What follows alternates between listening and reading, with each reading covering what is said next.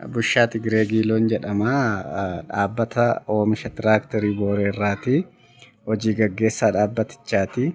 Dhaabbanni tiraaktarii Booree kuni rakkoo qonnaan bultoota Itoophiyaa of course hundeerraa fura jennee kan amannudha. Rakkoon nuti furru kun rakkoo qonnaan bultoonni rakkoo teekinooloojii duubatti hafinsaa, rakkoo dinagdee, rakkoo hawaasummaa sababii qonnaa fi mala qonnaa duubatti hafaatiin isaan mudateen furra jechuudha. Fakkeenyaaf naannoo Booranaatti yeroo goginsaa booda erga bokkaan roobee horiin waan jalaa dhumeef namni filannoo malee hafee haati manaa abbaa manaa ishee akka qotiyyootti camaddee yeroo ittiin qottedha.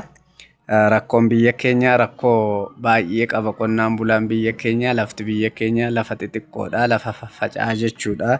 Teessumni lafa keenyaa baqqaanni lafa keenyaas akkasuma kan itti yaadamee teekinooloojii fi malli qonnaa ofiisaa biyya keessatti biyyaaf uumamee hin jiru. Kanaaf qonnaan bulaan keenyiif maatiin qonnaan bulaaf keessumaa dubartoonni ijoollonni sababa hojii qonnaa kanaan baay'ee rakkatu. Kanaaf Booree tiraakteriin kun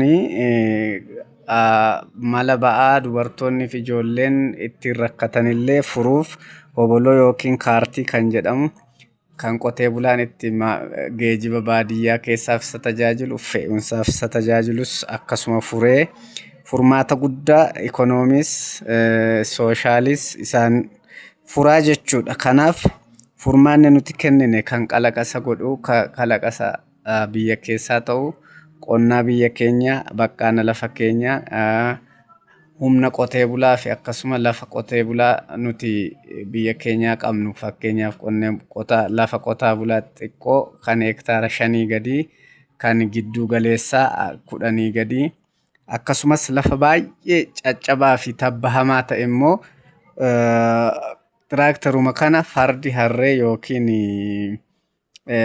gaangeen akka harkisu taasisa. Bal'inni gabaa kanaa garuu biyya keenyatti lafti qonnaan bultoonni lafa xiqqoo qaban gara miliyoona 17 qabu. Magaallis akkasuma ni jira.